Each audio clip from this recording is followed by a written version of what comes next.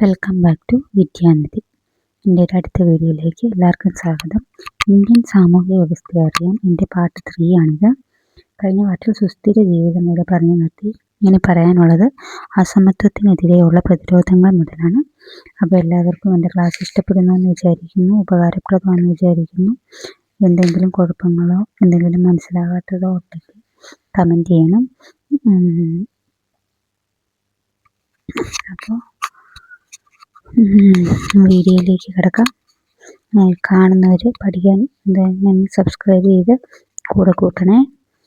അപ്പോൾ അസമത്വത്തിനെതിരെയുള്ള പ്രതിരോധങ്ങൾ 3 പ്രതിരോധങ്ങളാണ് മെയിനായിട്ട് പറയുന്നത്. അസമത്വത്തിനെതിരെയുള്ള 3 എണ്ണമാണ് പറയുന്നത്. സന്താൾ കലാപം, മൂണ്ട കലാപം, കുറിച്യ കുറുമ്പ കലാപം. അസമത്വത്തിനും അടിച്ചമർത്തലിനുമെതിരെ നിരവധി പ്രതിഷേധങ്ങൾ തീർക്കുകയും സാമൂഹിക നീതിക്ക് വേണ്ടി പോരാടുകയും ചെയ്തവരാണ് ഇന്ത്യയിലെ ഗോത്ര സമൂഹങ്ങൾ. ഗോത്ര സമൂഹത്തിൻ്റെ സംസ്കാരം, പരിസ്ഥിതി ജ്ഞാനം, അസമത്വത്തിനെതിരെയുള്ള പ്രതിഷേധങ്ങൾ എന്നിവ ഇന്ത്യയുടെ സാമൂഹിക വ്യവസ്ഥയെ പരിപോഷിപ്പിക്കുന്നതിൽ സുപ്രധാന പങ്ക് വഹിക്കുന്നു. ഇന്ത്യയുടെ പ്രകൃതി സമ്പത്തിൻ്റെയും സാംസ്കാരിക സമ്പന്നതയുടെയും ഉടമകളാണ് ഗോത്ര സമൂഹങ്ങൾ. ഇന്ത്യയുടെ പ്രകൃതി സമ്പത്തിൻ്റെയും സാംസ്കാരിക സമ്പന്നതയുടെയും ഉടമകളാണ് ഗോത്ര സമൂഹങ്ങൾ.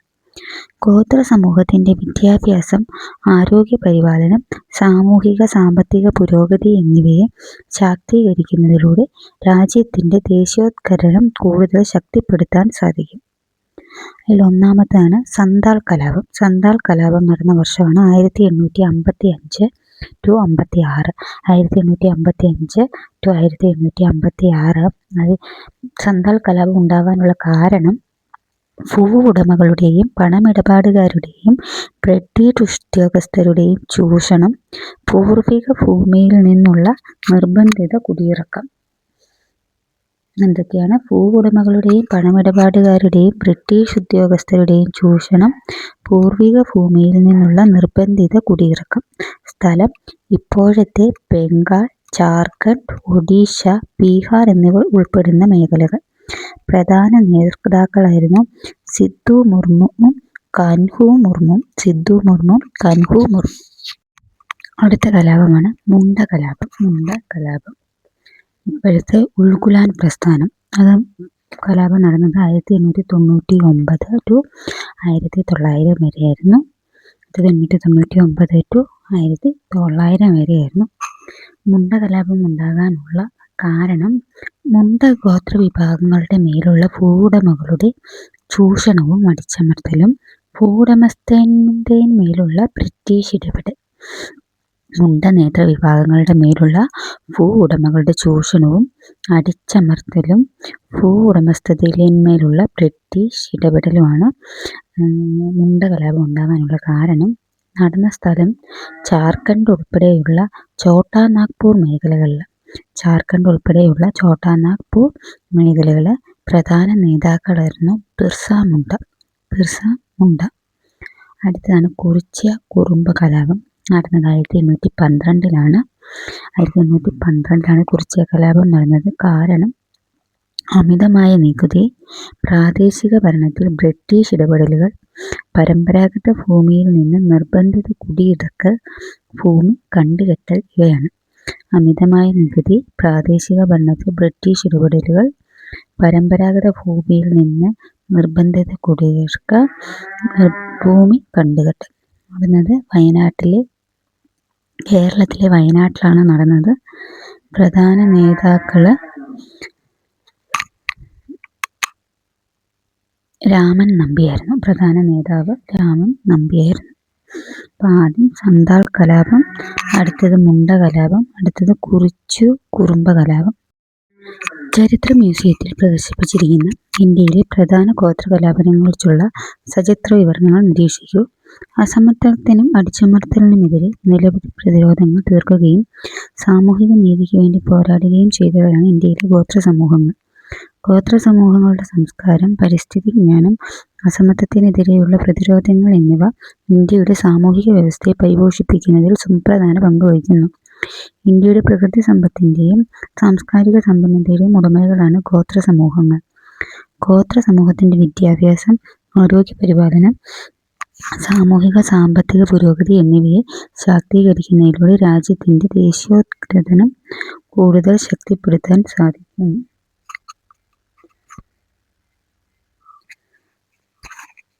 പശ്ചിമ ബംഗാളിലെ ഒരു ഗ്രാമത്തിലാണ് ആരവ് താമസിക്കുന്നത്. മലകൾക്കിടയിലായി സ്ഥിതി ചെയ്യുന്ന ഒരു ഗ്രാമത്തിന്റെ പ്രകൃതി ഭംഗി ആരെയും മോഹിപ്പിക്കും. ഗ്രാമവാസികളിൽ അധികവും കർഷകരാണ്. അതിനാൽ തന്നെ അവിടെ ധാരാളം കൃഷിത്തോട്ടങ്ങളും ഉണ്ട്. എല്ലാ ദിവസവും കൃഷിയിടങ്ങളിൽ രക്ഷിതാക്കളെ സഹായിച്ചിട്ടാണ് ആരവ് സ്കൂളിലേക്ക് പോകുന്നത്. വീട്ടിൽ നിന്നും കുറച്ച് അകലെയൊക്കെ കടന്നു വേണം സ്കൂളിലെത്താൻ.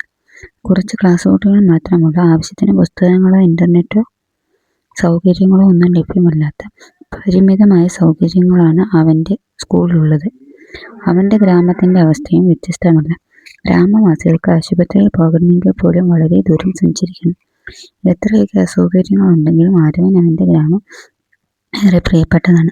ഗ്രാമവാസികളെല്ലാം തന്നെ വളരെ അടുപ്പവും സ്നേഹവും പുലർത്തി കുടുംബാംഗങ്ങളെ പോലെ സഹകരിച്ചാണ് അവിടെ ജീവിക്കുന്നത്. കൊൽക്കത്ത നഗരത്തിൽ ജീവിക്കുന്ന മായയുടെ ജീവിതം ഇതിൽ നിന്നും തീർത്തും വ്യത്യസ്തമാണ്. ജനനിബിഡമായ പാതയോരങ്ങളും നിരനിരയായി എത്തുന്ന വാഹനങ്ങളാൽ തിങ്ങി നിറഞ്ഞ റോഡുകളും എല്ലാം അവിടുത്തെ സാധാരണ കാഴ്ചയാണ്. സാധാരണ നഗരത്തിൽ വളരെ വലുതും ഇന്റർനെറ്റ് സൗകര്യങ്ങളോടുകൂടിയ ക്ലാസ് റൂമുകളും വിശാലമായ ലൈബ്രറിയും ഒക്കെയാണ് ഉള്ള സ്കൂളിലാണ് മായ പഠിക്കുന്നത്. ഇത്രയൊക്കെ സൗകര്യങ്ങൾ ആ നഗരത്തിലുണ്ടെങ്കിലും അവിടെയുള്ള മനുഷ്യർ തമ്മിൽ സാമൂഹിക അടുപ്പം വളരെ കുറവാണ്. തന്റെ അയൽപക്കത്തെക്കാരെ പോലും മായയ്ക്ക് വേണ്ടത്ര പരിചയമില്ല. ഈ തിരക്കുകൾക്കിടയിലും പാർക്കുകൾ, വ്യായാമ മൈതാനത്തിൽ തുടങ്ങിയ ഇടപെടലുകളുള്ള നഗരവാസികൾ പരസ്പരം ഇടപെടുകയും ബന്ധങ്ങൾ വളർത്താൻ ശ്രമിക്കുകയും ചെയ്യാറുണ്ട്. ആരവിനെയും മായുവിനെയും കുറിച്ചുള്ള വിവരണം വായിച്ചുള്ളൂ.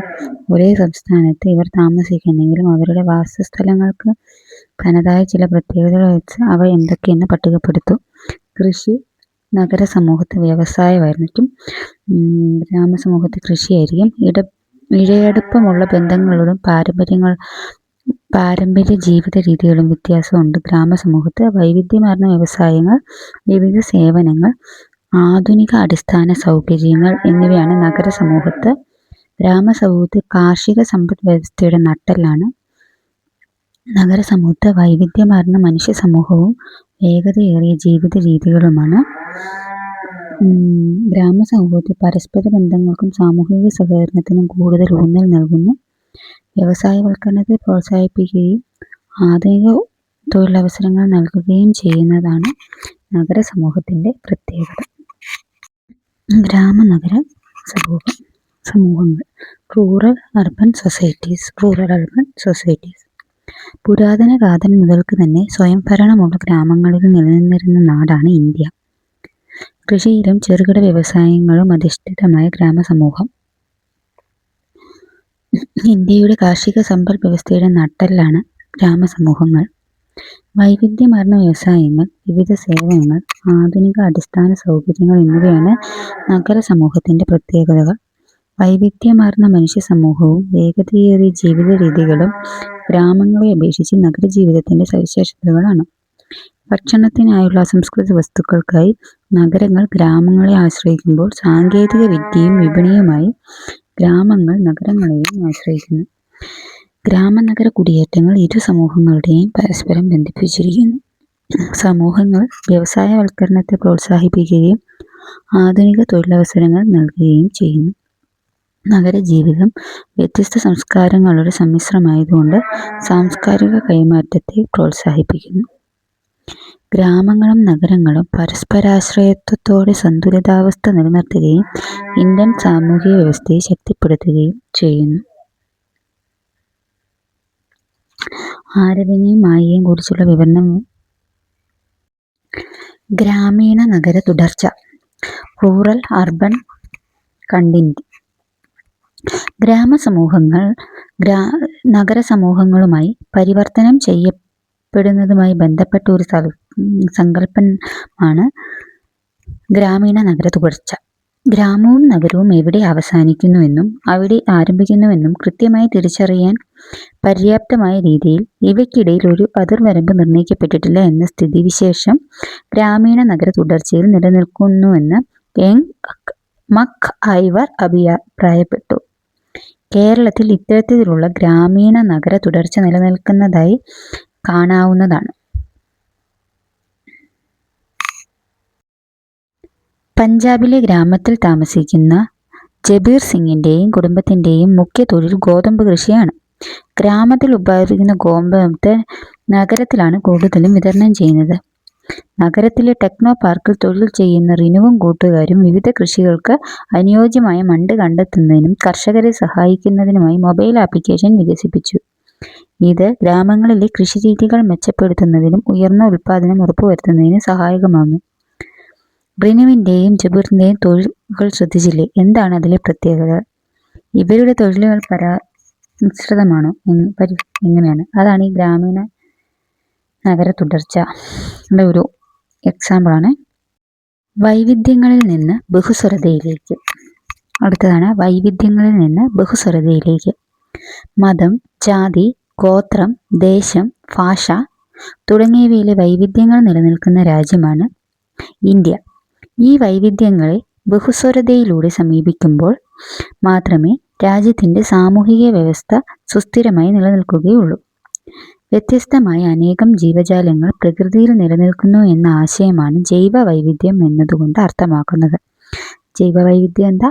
വ്യത്യസ്തമായ അനേകം ജീവജാലങ്ങൾ പ്രകൃതിയിൽ നിലനിൽക്കുന്നു എന്ന ആശയമാണ് ജൈവ വൈവിധ്യം കൊണ്ട് അർത്ഥമാക്കുന്നത്.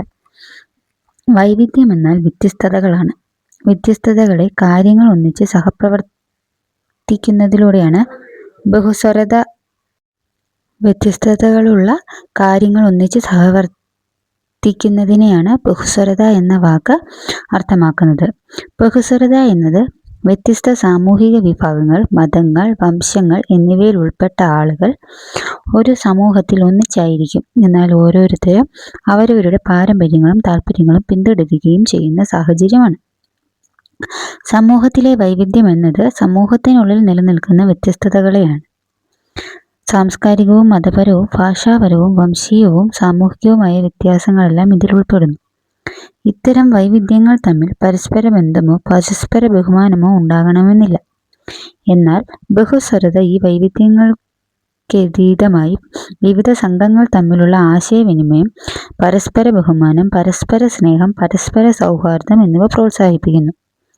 സമൂഹത്തിലെ വ്യത്യാസങ്ങളും വൈവിധ്യങ്ങളും ഭിന്നതകൾ സൃഷ്ടിക്കുന്നില്ലെന്നും പകരം ഐക്യത്തിലേക്കും സഹവർത്തിത്വത്തിലേക്കും നയിക്കുന്നുവെന്നും ബഹുസ്വരത ഉറപ്പാക്കുന്നു.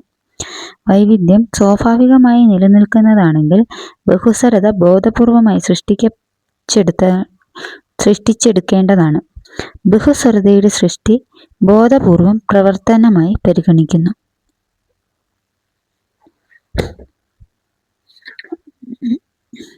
അടുത്തതാണ് ദേശീയോദ്ഗ്രഥനം. ബഹുസ്വരത നേരിടുന്ന വെല്ലുവിളികൾ. മതേതരത്വത്തിന് വിഘാതമായി നിൽക്കുന്ന ഘടകങ്ങളെ തടയേണ്ടതുണ്ട്. ഭാഷാ ന്യൂനപക്ഷങ്ങളെ താൽപ്പര്യങ്ങൾ സംരക്ഷിക്കപ്പെടണം. ഖനനവും കുടിയിറക്കവും പൂർവിക ഭൂമി നഷ്ടപ്പെടലിനെതിരെ ഗോത്ര ജനതയുടെ പ്രതിഷേധം. ഇന്ത്യൻ ബഹുസ്വരതയ്ക്ക് തടസ്സമാകുന്ന ചില പ്രശ്നങ്ങളാണ് വാർത്താ തലക്കെട്ടുകൾ നൽകിയിരിക്കുന്നത്. എന്തൊക്കെയാണവ? നമ്മുടെ രാജ്യത്തിൻ്റെ വൈവിധ്യങ്ങളെ നാം അംഗീകരിക്കുകയും ബഹുമാനിക്കുകയും ചെയ്യുമ്പോഴാണ് നമ്മുടെ രാജ്യത്ത് ബഹുസ്വരതയുണ്ടാകുന്നത്. ദേശീയോദ്ഗ്രഥനത്തിലൂടെ ഇന്ത്യൻ ബഹുജനത നേരിടുന്ന വെല്ലുവിളികളെ തരണം ചെയ്യാൻ നമുക്ക് സാധിക്കും.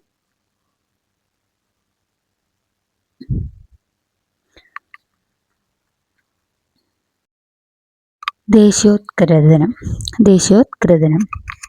വ്യത്യസ്ത പശ്ചാത്തലം, പ്രദേശം, ഭാഷ, മതം, സംസ്കാരം എന്നിവ പിന്തുടരുന്ന ജനങ്ങളെ അവരുടെ വൈവിധ്യങ്ങളെ മാനിച്ചുകൊണ്ട് തന്നെ ഏകീകൃതവും സൗഹാർദ്ദപരവുമായ ഒരു രാഷ്ട്രത്തിലേക്ക് കൊണ്ടുവരുന്ന പ്രക്രിയയാണ് ദേശീയോദ്ഗ്രഥനം, നാഷണൽ ഇൻ്റഗ്രേഷൻ.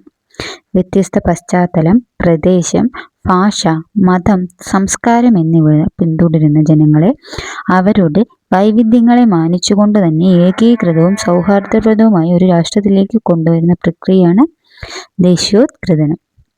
വൈവിധ്യങ്ങളെ മാനിക്കുന്നതോടൊപ്പം പൗരന്മാർക്കിടയിലുള്ള സ്വത്വബോധത്തിനും ഐക്യദാർഢ്യത്തിനും പൊതുസ്വത്വത്തിനും ഊന്നൽ നൽകുന്നു. സാംസ്കാരികവും ഭാഷാപരവും മതപരവുമായി വൈവിധ്യം പുലർത്തുന്നു. ഇന്ത്യൻ സമൂഹത്തെ അവരുടെ വൈവിധ്യങ്ങളെ മാനിച്ചുകൊണ്ട് തന്നെ ഒരു ദേശീയ സ്വാതന്ത്ര്യത്തിലേക്ക് ഒന്നിപ്പിക്കുന്ന പ്രക്രിയയാണ് ഇന്ത്യൻ ദേശീയോദ്ഗ്രഥനം. ഇന്ത്യൻ സമൂഹത്തെ അവരുടെ വൈവിധ്യങ്ങളെ മാനിച്ചുകൊണ്ട് തന്നെ ഒരു ദേശീയ സ്വത്വത്തിലേക്ക് ഒന്നിപ്പിക്കുന്ന പ്രക്രിയയാണ് ഇന്ത്യൻ ദേശീയോദ്ഗ്രഥനം. നാനാത്വത്തിൽ ഏകത്വം പ്രോത്സാഹിപ്പിക്കുന്ന ആഘോഷങ്ങൾ ഇന്ത്യയുടെ ദേശീയോദ്ഗ്രഥനത്തിന്റെ പ്രചോദനമാണ്. അരികുവൽക്കരിക്കപ്പെട്ട വിഭാഗങ്ങളെ ഉൾച്ചേർക്കുന്നതും സമൂഹത്തിലെ എല്ലാ വിഭാഗങ്ങൾക്കും തുല്യ പങ്കാളിത്തവും പ്രതിനിധാനവും ഉറപ്പു നൽകുന്നതുമായ ഒരു ജനാധിപത്യ പ്രക്രിയയാണ് ഇന്ത്യയുടേത്. മതഭാഷാ ന്യൂനപക്ഷങ്ങളെ സംരക്ഷിക്കുന്ന നിയമവ്യവസ്ഥയും പ്രകടമായ മതനിരപേക്ഷതയും സമത്വം പോലും ഉള്ള ഭരണഘടനാ മൂല്യങ്ങളെ ശക്തിപ്പെടുത്തുകയും ചെയ്യുന്നു. ഇന്ത്യയിലുടനീളം ഒരുമിച്ച് ആഘോഷിക്കുന്ന വിവിധ ഉത്സവങ്ങളും ആക്ഷേപ പരിപാടികളുമെല്ലാം സമൂഹത്തിൽ സഹവർത്തിത്വവും സഹിഷ്ണുതയും ഉറപ്പുവരുത്തുന്നു. ദേശീയോദ്ഗ്രഥനത്തിന്റെ പ്രത്യേകതകൾ എന്തൊക്കെയാ? ദേശീയോദ്ഗ്രഥനത്തിന്റെ പ്രത്യേകതകൾ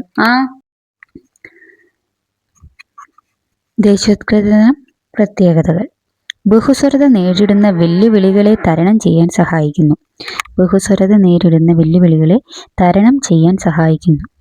നാനാത്വത്തിൽ ഏകത്വം വളർത്തുന്നു. സാമൂഹിക ഐക്യം പ്രോത്സാഹിപ്പിക്കുന്നു. ദേശീയ സത്വം വികസിപ്പിക്കുന്നു. സാമൂഹിക വികസനത്തെ പ്രോത്സാഹിപ്പിക്കുന്നു. ജനാധിപത്യ ഭരണക്രമത്തെ ശക്തിപ്പെടുത്തുന്നു.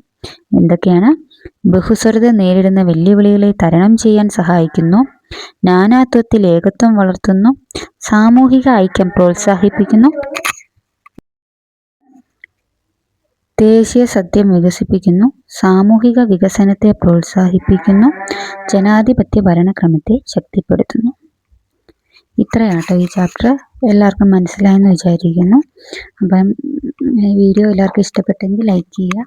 എൻ്റെ ക്ലാസ് ഉപകാരപ്രദമാണെന്ന് തോന്നുന്നുണ്ടെങ്കിൽ സബ്സ്ക്രൈബ് ചെയ്യുക, സപ്പോർട്ട് ചെയ്യുക. അപ്പോൾ എല്ലാവർക്കും താങ്ക് യു.